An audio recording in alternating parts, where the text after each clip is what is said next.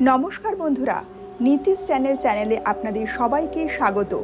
এখানে আমরা শোনাই জীবনের পথ দেখানোর গল্প, সততা, নৈতিকতা ও সত্যের শক্তি।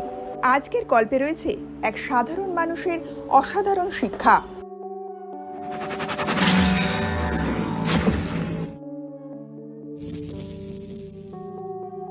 প্রথম অধ্যায়, সৎ চাষির স্বপ্ন। গ্রামের এক গরিব চাষি হরি। জীবনে কষ্টের, কিন্তু সে কখনো অসৎ পথে যায়নি। একদিন মাঠে কাজ করার সময় সে একটি সোনার কলস খুঁজে পায়। প্রলোভনের পরীক্ষা। হরির মনে ভেতরে লড়াই শুরু হয়। কলসটি তার দারিদ্র্য মেটাতে পারে, কিন্তু এটি তার নয়। সে ভাবে, সততা কি সবসময় ক্ষতি ডেকে আনে, নাকি শেষমেশ জয় দেয়? রাজপ্রাসাদের ডাক।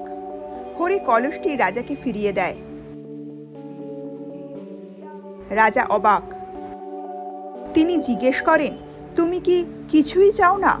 হরি বলে, আমি শুধু শান্তি চাই। লোভের সুখ ক্ষণস্থায়ী, সততার সুখ চিরস্থায়ী। পুরস্কার। রাজা হাসেন। সততার জন্য হরিকে জমি ও ধন সম্পদ দেন। গ্রামের মানুষ শিক্ষা নেয়, সৎ পথ কখনো বৃথা যায় না। বন্ধুরা, আজকের নীতি টেলস গল্পটি আমাদের শিখিয়েছে সততার পথ কঠিন হলেও শেষমেশ সেটাই সত্যিকারের জয়ের পথ। যদি গল্পটা আপনাদের ভালো লেগে থাকে তাহলে লাইক করুন, কমেন্টে লিখুন আপনি জীবনে কোন সততার অভিজ্ঞতা পেয়েছেন। আর সাবস্ক্রাইব করুন নীতি টেলস চ্যানেলটিকে। মনে রাখবেন, সত্যের আলো অন্ধকার ভেদ করে সবসময় জয়ী হয়।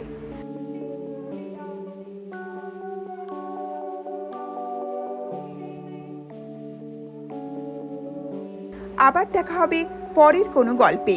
ততক্ষণের জন্য ভালো থাকুন, সকলকে ভালো রাখুন।